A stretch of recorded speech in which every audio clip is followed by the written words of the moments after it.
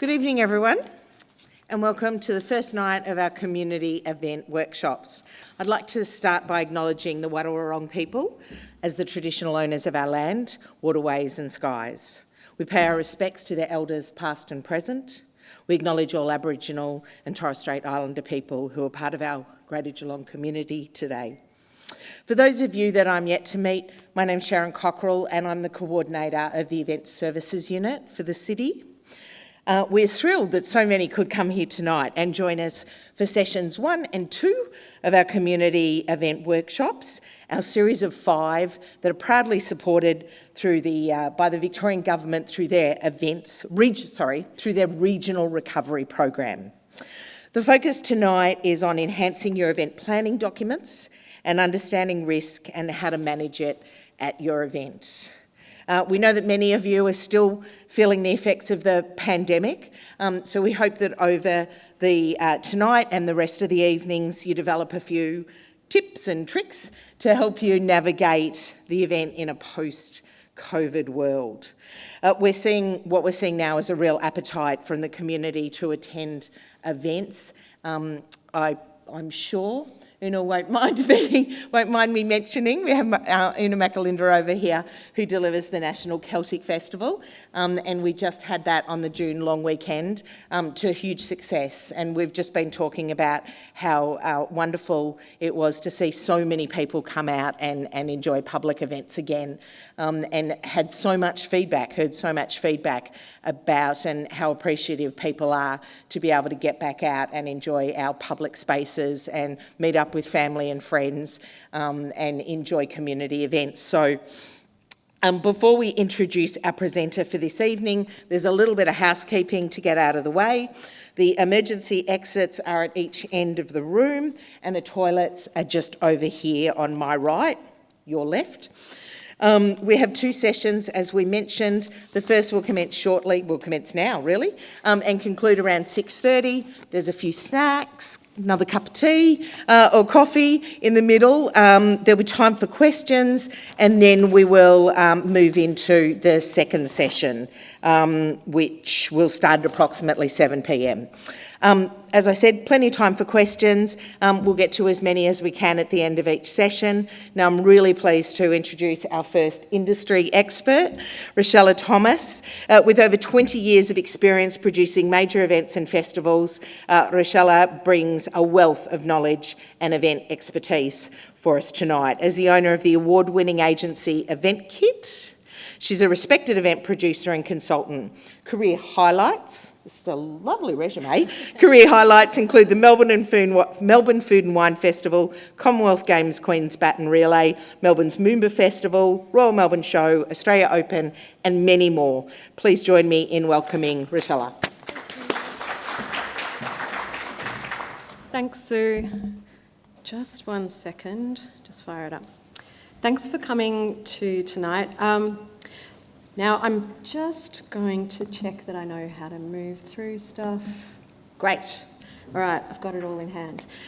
So Sue introduced me, and I won't spend much time giving you much more information about me because I know we're a bit behind. But yeah, I started Event Kit, which is my event agency, when I moved to Geelong in 2014. Had many years of experience managing major events and festivals in Melbourne before that, and now I'm based in Torquay but still working primarily in the Geelong region. And I also wanted to let you know that in addition to my 20 years experience, I've got a diploma of event management. I can bring blinds down. But also, importantly, I hold a Place of Public Entertainment Safety Officer certification, which makes me a public safety officer. I hold the construction safety card, which is like a construction site safety licence, and I'm also a certified level 2 officer. So I did those extra things just to make sure that when I'm working on events, I don't necessarily fill those roles, but that I actually have a really good understanding of safety whenever I'm doing my events, even if I'm not in a designated safety role. I just wanted to let you know that because I want that to be in your head when we go through all of this. It's broken into two sections, event planning, and then the second section is event risk management, but I really actually see those two as intertwined. So whenever I'm talking about event planning, I want you to keep risk management and keeping your event safe in mind, especially in this session if you're going to scoot out at the end of it. So I've been lucky enough to work with a lot of clients in a variety of roles. That's hands-on event management, consulting, running workshops, and also tutoring some event management students. I've worked with really big budgets, and I've also worked with really tiny budgets. So I've had a look at the list of who's in the room tonight, and I know that there are some people who are working with really lean budgets, and I'm really conscious of that when I'm talking to you guys. And Sue just ran through my events. I've had some amazing event experiences, which I won't go into too much detail. Let's jump into why we are here. So chances are, you know a bit about event planning, but not everything, and you want to make your events better and easier. That's great. Often events can feel really stressful and overwhelming, but it actually doesn't have to be that way. You can be calm and controlled in your event planning. But most importantly, the goalposts are constantly shifting. We definitely saw that with COVID and the changing rules, but it's also an evolving industry, and so there's new expectations that come onto our desk all the time. There's new requirements that come from council to us, so it's really important that you stay up to date and that you're actually kind of really streamlined with your planning. What we're going to cover is my answer. It's not necessarily the answer, but it's definitely my answer to how to make your events better and easier, and the key elements of good event planning. And then I'll run through a couple of tools and resources that can really help you with your event planning. Hopefully at the end of this, you'll have increased confidence, you'll feel better prepared, and we'll remove some of those barriers that make it feel all too complicated. And ultimately, we want to build your capacity to create safer and better designed events. So the answer to the question, how do you make events better and easier? It's actually really simple from my perspective, and it's actually just common sense. It's to be really well organised, well documented, and have everything communicated. So basically everything that I talk about tonight in both sessions is going to come back to those 3 points. What you guys are already running events. Anyone who doesn't call themselves an event planner will be running events. Anyone can do it. You can organise an event on the back of an envelope, but it doesn't necessarily make it a good event, and it doesn't make it an enjoyable experience for you guys. So for me, good event planning is about being really well considered and well organised, and it's actually an enjoyable experience, not just for the attendees, but for everyone who's participating. So that's going to include your team, yourself, your partners who are supporting you through it, the council workers that you have to engage with, all your suppliers, all the performers, all your store holders. You've got to make sure that everyone's actually having a really enjoyable time. And I thought I would just show you a couple of photos of my event workspace in action. So what you're seeing here is actually the Event Management Centre for Geelong After Dark, I think 2019. I was Event Operations Manager. And what you're looking at is a really calm space. There's not craziness, there aren't too many people, there aren't papers flying everywhere. Everything is neatly piled into piles that make sense for me. Everything is stored really neatly. So that is showing from start to finish how working on my event feels. I hope there's a couple of council workers who deal with me and my permit process, but that's what I aspire to.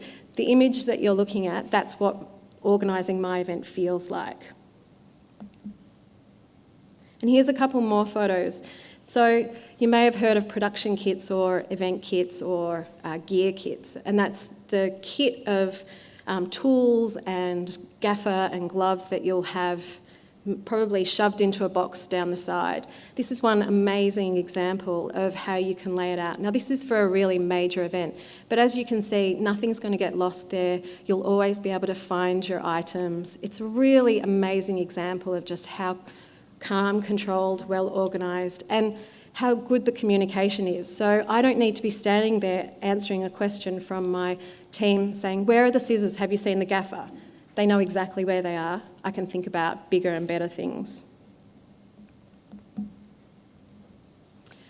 So in terms of the way that I organise my events, I suppose I'm going to talk you through my approach. It's definitely not the best approach. This is just the way that it makes sense for me. And I guess I hope that you reflect on your own event management process and think about how you can improve your own processes and where you can identify maybe you're lacking or gaps in your process that you can definitely fill with some of the ideas that I'm throwing out here. For me, the three key elements are timelines, documentation, and communication.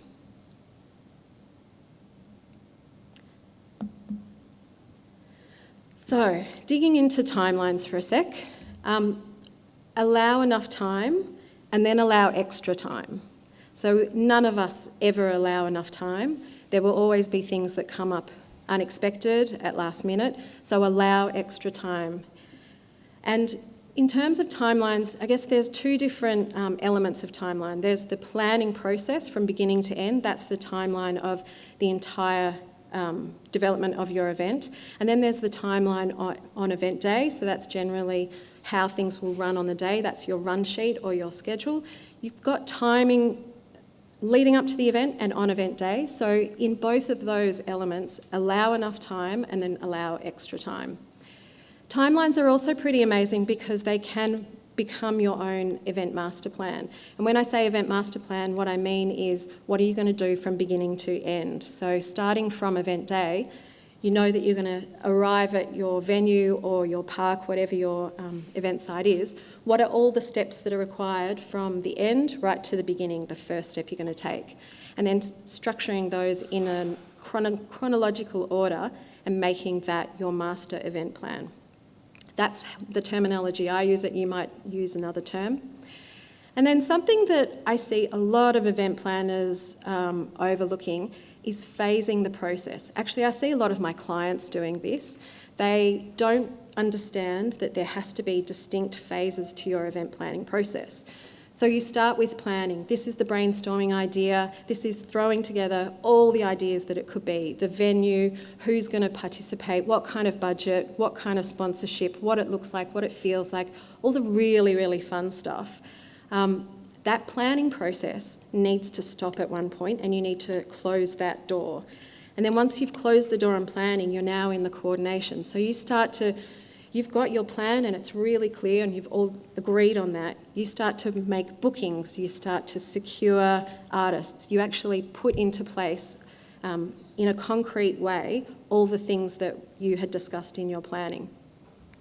That coordination phase often overlaps with the planning phase. So I've had a lot of clients come to me at last minute, just before we're about to get into that final delivery phase. And we've booked everything, we're writing up schedules, we know who's going to be where, and they'll say, oh, we've got this amazing idea, we want to incorporate this huge sponsor brand activation. We've got a sponsor, and now they want to come in with a huge marquee, and they want to have dancers over there, and they want to hand out food, and we're really far down the coordination process. Now, what that means is that I've already spoken to all, say, the permit and approvals people, and I've already told them exactly what's going to be on site, and I didn't include that big area of dancers, I didn't include all that food, I didn't include all that infrastructure. So I have to go right back to the beginning of my coordination process and tell them all that information and book new things and rearrange schedules and rearrange site plans.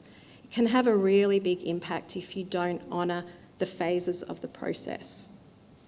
When it gets down to delivery phase, it's pretty easy. You're on site, you think that it's a go, you've got your schedule, everything's quite fast. I've still seen clients come to me with new ideas at the final moment when we're actually on site and we think we're in the delivery phase. So what I often do is really clearly communicate, okay, this is the planning phase and it goes from this date to this date, and then we have to no longer accept new ideas. throughout that coordination process. And then at the end of the coordination process, we can no longer change bookings from this particular time or date. And then we're in the delivery process. It makes my experience much easier, much more streamlined, and much less stressful. And start your planning early.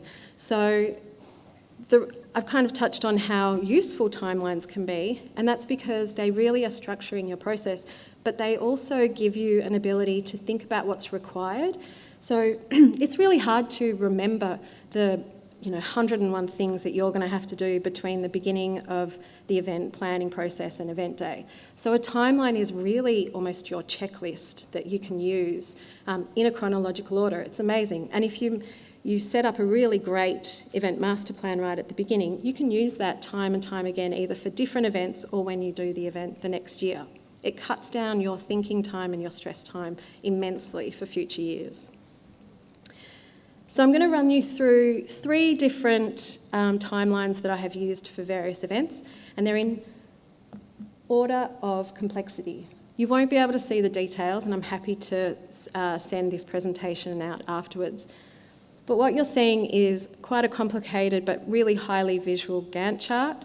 And so I've structured all the elements on the side, the actions that need to take place. I've included the dates.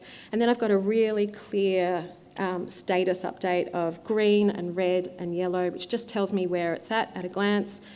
But the reason that this is useful is for a really highly complex event when you're really not sure whether you do have enough time to structure out that the 3 phases of planning, coordination and delivery. This really gives you a highly visual layout of how long each of those phases will take. It's a really great way when you're working with quite a complicated event.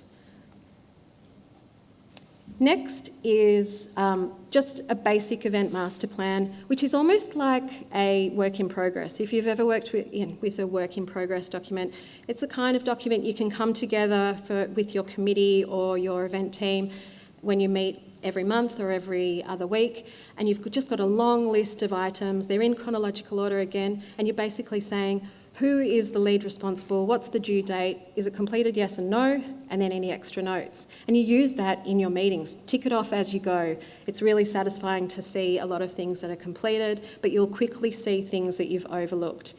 And this is exactly the timeline that I think is a really handy checklist that you can use at the beginning of your event planning process. And then finally, the one that I suppose a lot of people are used to using, it's just a basic Word document.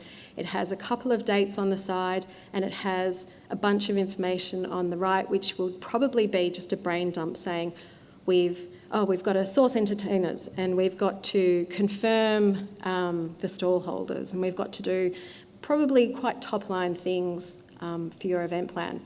There is absolutely nothing wrong with this really basic Word document format. If you have a really simple event, then don't overcomplicate it and don't spend time that you don't need to creating a really complicated timeline. Something like this would be perfect for just a small seminar or an event like this. You don't need anything more than a one-pager. So they're the 3 timelines that I've used with events. I don't know if you can read that. It might be a bit small, but I'll run through.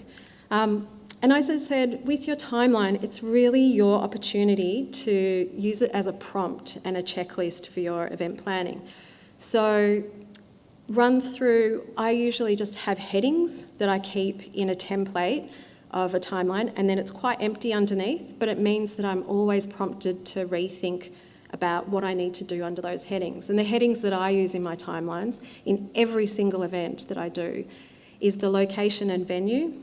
So that prompts me to think of things like, is it indoor, outdoor? What are the implications of either? What's the maximum capacity? What are the amenities? What's the cleaning? What are the access times, etc.? Then what's the timing of the event? So how long do I have? Do I have enough time for those phases that I was talking about? Food and alcohol, that always triggers permits, and that might trigger extra, say, furniture and marquees and staff that you'll need. So I always put that right at the top of what I need to think about. And then With food and alcohol, that also might then throw out your timeline because you need to allow enough time for, say, a temporary liquor licence. So instead of just having a small amount of time just to get the alcohol and the stuff, you actually need to allow X amount of weeks for the permit approval process. And kids are quite a high risk, and they often require extra staffing and extra mechanisms to keep them safe. So I always keep them as a list on their own. Traffic management, road closures and pedestrian safety, a huge one that can throw out your timeline. Event services, toilets, waste management, and then of course risk assessment. And when I write risk assessment, it's to draft your risk assessment early on in the piece, but it's also to consider high risk activities that you might have. So that includes jumping castles, fireworks, animals, and jumping back up, it's food, alcohol and kids also. And then permits and approvals, the first thing that I think about. And if I know that it's in a public space or I have any questions, then I contact council straight away because I need to get a good idea of what their timelines are and what their expectations are of me. I'm racing through. I hope that this is at an okay speed for you guys. So timelines are covered, and I've touched on it a little bit. But event documentation is the next thing. And so I thought about why is event documentation so important? And it's really a couple of reasons: to reassure stakeholders that your event will be well organised. So it could be that you have done this event a million times and you've got a team that has been working on it for, say, 13 years. You all know it like the back of your hand. But actually it's all in your head and it's just a collective knowledge. It's not actually documented very well. So it's really important that event documentation captures that knowledge so that you reassure stakeholders that, yep, it's all in hand, you know exactly what you're doing and you've got a really great plan in place. It also is there to prove that you have considered the key risks and that you actually had a safety plan in place if something goes wrong. So there's no point in, again, having really great plans in place and then an incident or an emergency occurs and then retrospectively you say, oh no, we had that covered, we had this plan, it was all sorted, if it's not documented, because that doesn't prove anything. It doesn't prove that you had considered those risks. It doesn't prove that you had the plan in place. And the next one is effective communication. So the best way to communicate with everybody involved is through great event documentation. It's really important to be able to easily hand over, and you can't presume that you're going to be the person that's involved in the event from beginning to end. There might be an opportunity that comes up or a situation that comes up that takes you away from the event. And I think that we finally really understood that in events when COVID hit and suddenly you had a blanket ban and you were not allowed to leave the house. So 72 hours before Paco Festa, one of the years of COVID, whichever year that was, 21, I thought I had to get a PCR test. 72 hours before we were due on site, I had to get a PCR test. They were taking 24 to 48 hours to come back with the result, and I had to isolate. So it was really, really handy that my event documentation was really detailed, really clear, and really easy to understand. So I could just call up my team and say, okay, this is expected to happen, this is going to happen, and this is going to happen. Here is the schedule, I'm emailing it now. Here are the details of the booking, I'm emailing it now. And it was really easy for them. So if I was stuck at home, it wasn't stressful for them, the event was still going to proceed really well, and everything was going to be okay. As it ended up, I was negative and I got to be on site, which was thankful. And the documentation types that I'm talking about when I talk about having great documents is your event application. That's the first horse out of the gate. I suppose making sure that has as much information as possible, because the council is making a lot of decisions on whether you need to have extra information in your application or whether they need to follow up with you. So the clearer you can be from the beginning, the easier it will be on your life. An event management plan. Now that is going to detail what your event entails. That could be a one-pager for an event like this. It's just a document that captures the key points, but for a large event, say for Paco Festa again, then that's going to be possibly a 20 or 30 page document that really captures all the details. And I've worked, just continuing with the Paco Festa example, I've worked on that event several years over, and each year I look at my event management plan and I say, oh, what did we do last year? Okay, oh yep, that worked well, that didn't work well. And then I just use that and update it for the coming year.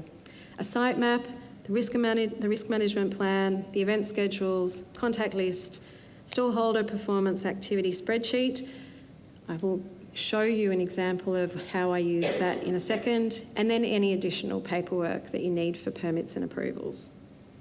So I'm going to show you what I mean.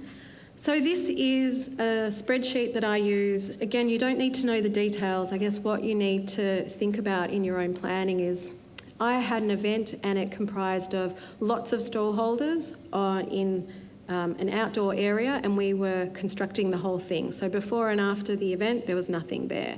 So for me to easily track exactly what was going to be on site, I had site numbers for every thing I was putting on the in that area in the park.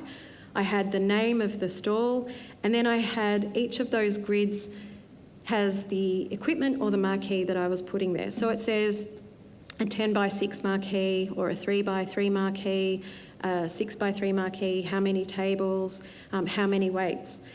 Now, in some of those columns, you'll see there's actually only one figure and there's just one, and it would have been easy to overlook. But the level of detail that I keep there is really important, and that's for a couple of reasons. One, because in the previous example of me not being there, I need to be able to hand over really easily to someone so that they know exactly what's going to be on site and they know exactly where it's going to go. So that when that supplier rocks up and he's got his 20 marquees and he doesn't care about your event, he just needs to drop those events and get to his next event, you can easily and professionally and amazingly walk up to him and say, yep, that marquee goes to that site, that marquee goes to that site, I know exactly where everything is. You can also look at his order and look at your spreadsheet. You can see in just an instant that they match. So you're on top of everything really quickly. If you have a stall holder that comes to you and says, but I ordered extra power or I ordered a bain-marie, you can look at your spreadsheet and say, it wasn't on the list and I got this list from the emails that you sent me, as opposed to digging through your computer and looking through an email and seeing if they did actually ask for that piece of equipment. Makes it really streamlined for your event. And then I know you won't be able to see this, but that's okay.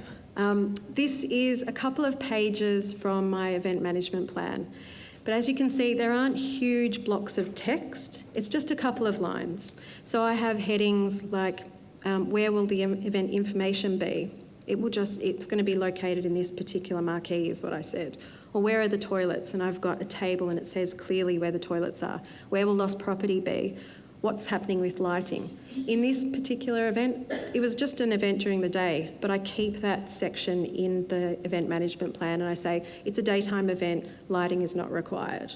I keep it there just so that it shows that it was thought about and that we have a plan for it, even if we don't actually have lighting at the event. And then moving on to site maps. So site maps are a funny thing with people. There are different kinds of site maps for different purposes.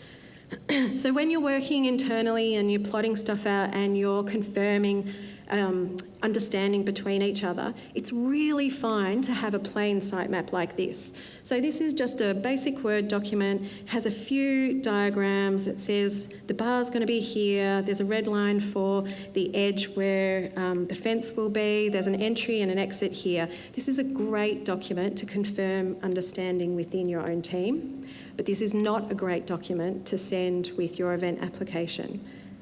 You can't send this to stakeholders and expect them to understand the details of what you're planning to put on that site.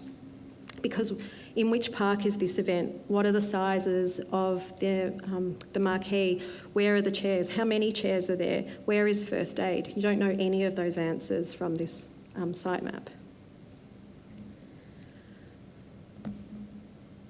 Whereas this sitemap, if you were looking at this up close, you would see a wealth of information. There are exact locations of each of the marquees. There are sizes showing exactly the size. There's entry points. There's labels for where there are particular landmarks, so that when your supplier is there and he's putting down the marquees, he knows exactly to put that marquee next to that light post if that's a really important, an important placement. And a sitemap like this communicates a lot to your team and to your suppliers and to your stakeholders in a way that means you don't have to verbally answer those questions. So when you're drafting a sitemap, regardless of how simple or complex your event is, think about, if you're not there to answer the question, does this sitemap answer those questions for you? Here's another example. And this was for Paco Festa just this year, very recent. So this wasn't for suppliers. I made a different sitemap and I actually stripped out some of that information because we sent this to the stall holders. And if there's too much information for a particular group, they might actually get overwhelmed and think, I don't know what I'm looking for. So I was thinking about what are the questions of the stall holders, and what's the information that they're looking for. They're looking to see how they can get into the site and where they're located, and then how they can get out. So on this sitemap, all that I've included are arrows in, exactly where their site is, a number, their list on the side, and how they get out of the site.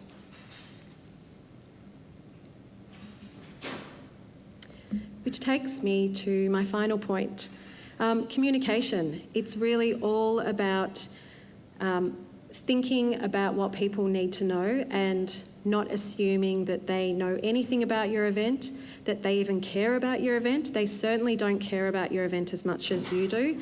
And that's very true of any of the volunteers that come in, of the suppliers, of the contractors. They're enthusiastic and they want to participate, absolutely, but they don't care to the level of detail that you do. So they're not going to hunt for that information in the way that you need them to. You need to offer it up to them, and you need to anticipate the questions that they're going to have. I highly recommend you create electronic documents. That, again, is a kind of common sense thing, I think, these days, but I know it's really tempting not to put things into electronic documents, but it makes it so easy to share with your team, with stakeholders, and easy to update year on and year out. And the important point, I think, that is often overlooked is delegate before the event, not during the event. So really think ahead. Once again, think about you being too busy to answer all the questions that are going to fire at you. So think about you not being available. You're going to be there, you're going to be doing a task, but you've got a whole lot of people. If you're the event planner in whatever kind of central capacity, you're going to hold a lot of valuable intel.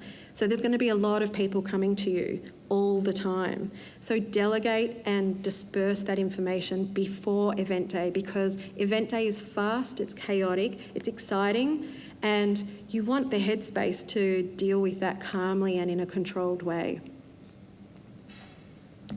So the way you do that is through pre-event meetings and briefings, not on the day event meetings. So you will have potentially, the bigger your event, you'll have on-site briefings. In fact, even really small ones, it just is regrouping. So tonight's event, we regrouped at the beginning, who's doing what, how is that working, where are the toilets. That's an on-site briefing that just happened. It just happened for 5 minutes and it didn't feel like a big deal. The bigger your event, the more big deal that will be, and you'll actually set aside time and you'll talk through the event details with your team. But before the event, that's really the time when you convey your event information. So the way you can do that is through a pre-event briefing, so an actual meeting of people, but everyone's time poor and it's often really hard to get everyone. So make sure that you have a document, once again, an electronic document, that details all the information that you need them to know about your event, and also answers their questions, because it's just one less question that you'll have to answer on event day. And that's about it. So we've just hit 6:30. I guess I wanted to just leave you with my guiding principles. Allow enough time and then allow extra time. Can't stress that more. And know who is doing what and when. So again, think about how you've documented that. Think about how you're communicating that. Never assume it, always confirm it. There's a lot, I would say 100% of what goes wrong at an event is because you assumed something was going to happen, you didn't actually confirm it. Communicate and delegate. Absolutely plan for the worst and then hope for the best. And leave it better than when it started. So as an event planner, you're really the kind of the gatekeeper and the holder of that event for that time. So we often think about improving our events on the face value, the outward facing side, the promotion, the branding, the activities, whatever content you have in your event. We think about improving that each time, but we don't often think about improving the processes behind the scenes. So when you're planning your event, just really focus on making sure that your event is so streamlined and smooth and calm and controlled and enjoyable for everyone participating. And that's it. Oh no, I forgot one extra thing. Oh, the most important thing. Tools and resources. So everything that I have just run through as my must-have tools and resources, the event management plan, which if it's a one-pager can just be an event brief, your master plan timeline, your event safety plan, risk assessment, run sheet and contact list. Really, I think every event planner should be working with those, and you should have them as an electronic template that you just update each time. It's really easy, really smooth for you. And I have created a bunch of those templates that I'll share with you guys. So this is just a free sample of all these templates that these guys will circulate to you guys so that you can use them for your own events, and you don't even have to think about starting it from scratch. And that is it.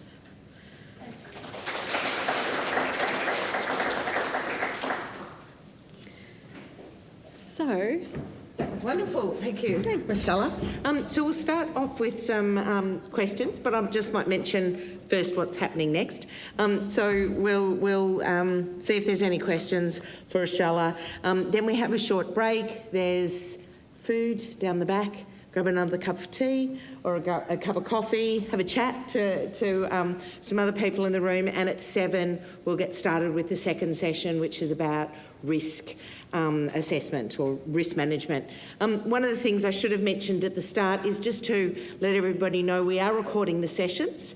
The sessions will be in a couple of weeks. They will be on the eventsgeelong.com.au site. So if you want to, you've been scribbling down notes and you think I'd like to recap on some of those things, you will be able to go back and have a look at the recording. And in addition, we really appreciate the offer of forwarding out the presentations tonight, and obviously we have all your details, so we'll follow that up later in the week or next week. So do we have any questions? Oh, and Hannah's even got a microphone. Wow, we're really taking this seriously. It's a pretty small room. If you don't feel confident talking to the microphone, I'm sure we'll be able to hear, but by all means. Do we have any questions? Lovely. Thank you. So thank you very much for a very generous presentation and the templates. Thank you very much. My question relates to the site maps. Have you got any hints on how to get one without paying a drone photographer or someone to go out and take a site map? I just use Google Maps. Absolutely, yeah. I also use, so that's the cheap or the free version, and it is really good. The important thing is, the more complex your event, though, you really need to have a good idea of scale. So you need to make sure that you're going to, if it's in a park or an outdoor space, that you go down there and that you either measure it out with a meter wheel or you step it out so that you're confident. Because, often it's really tempting to use Google Maps and then just put random squares for marquees and random sizes that don't actually match. There is NearMap, which is a paid subscription-based map, and that's pretty amazing because you can actually draw lines that are exactly to scale. So I do have a subscription for that, and that's pretty amazing because I know that my maps are to scale. Just extending on that as well, you can use Google Earth as well, and you can map in that as well. You can measure. It's just a little bit more complicated to use, but also an option. And if you're not looking for scale, then we can always provide you with a aerial image of the area that you're using if it's an open public space, so we can help with that as well. We've got a question at the back, Hannah.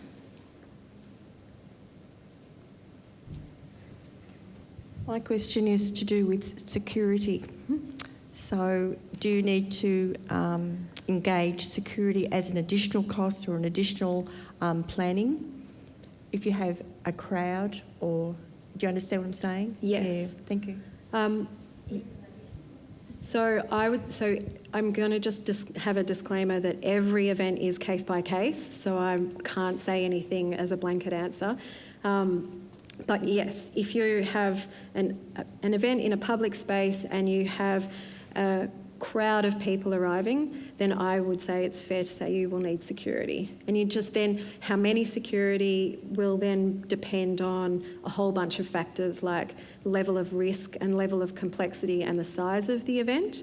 So the bigger the event, the more security. There are some triggers that make it a higher risk or a lower risk event.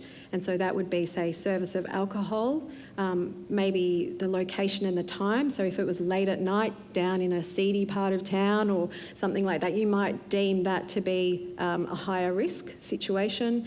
If there are kids involved, and also the duration of your event. So there's a whole bunch of factors that are in play. But yeah, basically a public space with a crowd of people, expect that you will have to have licensed security and licensed first aid.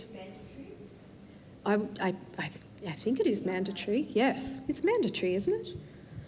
I don't actually know what the legislation... It's event specific, isn't it? It's event specific. So if your First aid is now a place of public entertainment, what we call a POPE permit, then you may be required to have licensed security on site. So it will depend if you have licensing. It will depend on the nature of our activities. Yeah. In terms of, so using the word mandatory, I suppose, makes me just go, is there actually legislation? It's not as kind of clear as that. But yeah, there are certain situations, like if it's a place of public entertainment. But then if you stick around for the second session, when we talk about creating a safe event, it's more about you need to, as an event planner, need to assess the risk and do everything you can to make sure everyone's safe. So that's second to that. No, that's all right. Got any other questions for now? Yes, gentlemen. Thanks for your presentation. Very, very good for me to learn. But my question is, how can we make the cost plan associated with the event plan? Like we have some budget. Every event budget is different. So how can we control the cost or design the cost before we start design the plan? Do you mean, I don't understand, do you mean how do you match, so how do you know what the costs will be to your event plan? Yes, that's right. You don't, and that is why I suppose working out a timeline and allowing sufficient time in that planning phase is really important, because there's going to be a bit of kind of chicken and egg where you have an idea and then you get quotes and you say, okay, I think this is what we're going to do for the event, so I'm going to get a bunch of quotes from suppliers, and you say, how much will it cost to do X, Y, and Z? And then you realise that actually that's more than you anticipated, or it's perfectly in line with your budget. So there's a little bit of to and fro in that planning phase, I find. The more experience you have, then the quicker you can be. I can tell how much things will cost quite easily now, but that's just because I've received so many different quotes through the years. So I would say, to answer your question, you don't suddenly write an event plan and match it to your budget. There's a little bit of back and forth that's required right in that planning phase before you can actually say, yep, we know exactly what we're doing, this is how much it will cost, and this is the event plan. Does that answer your question? Yeah, so do we have some like general information for the like a rough cost for like hiring equipment, hiring device, hire security, first aid, or this general information? How do you guys generally answer that question when you're asked that? I don't think there aren't necessarily ballpark costs, because we keep going back to the comment of no two events are the same. But maybe to help you out here is I'm going to introduce my team, and they're going to stand up one by one. So this is Amanda Reid, our team leader of the Event Services Unit. Teresa Seg is our Administration Officer of the Event Services Unit. Sue Arnold is already standing at the back. Sue is one of our very experienced event officers, and Hannah Sidebottom, who is the girl with the microphone. Hannah is our Senior Events Officer. So we are a resource. Absolutely, we're a resource for our team is a resource for anybody that is starting out their planning and looking to deliver an event in Geelong. We have a sense of some of those things, as Rachella has mentioned. We have a sense of some of those things, but it's really hard to stand up here and say, well, it's going to cost you $36 an hour for a security guard, because we don't know what that security guard's going to need to do. We don't know if it's licensed, we don't know if it's unlicensed, we don't know what the numbers are of people, we don't know how many toilets you might need, depending on the other realms of things. But what I would suggest is if you've got, a broad idea and you just want to get a little bit of a sense of maybe some indicative costs, but maybe where to go to get those costs and the things that are going to potentially blow out your budget. We can have a conversation with you and get you started on your planning. But I think the comment about the event plan is incredibly important. An event plan, tells a story, and if you have an event plan, then you can start your budget.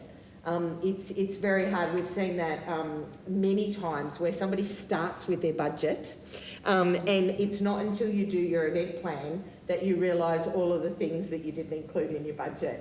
But if you use your event plan and then start to develop your budget from that, you'll realise all of the things that have a cost related to them and don't have a cost related to them, and you're more likely to not forget things and find out when it's a bit late, when you've already planned your budget, and then you start to see budget blowouts. But yeah, no two things are the same. So if you've got some specific questions, make contact with the team, and we're happy to kind of try and help you get on your way and get you started, and maybe point you towards some resources that might give you a bit of a guide. And the other comment I will make before I hand back to Rachella is Google is my bestest friend. Mr. Google. You can Google anything, and you will come up with lots of examples on the web of people that, because so many activities are public. Documentation is public now, literally because of the processes that we have to go through of submission of forms and all of the, government regulations and legislative regulations. So it's often easy to spend a little bit of time researching on the web, and you will find budgets pop up and examples of event plans pop up that can give you a little bit of that guidance, but no two examples are the same, so we're better to talk about specifics than try and give you too much guidance. Yeah. Thank you. Any other questions? No? That's right. Yep. I was just going to ask, how's best to contact you? How's best to contact us? The city. Oh, we should have put that up by now.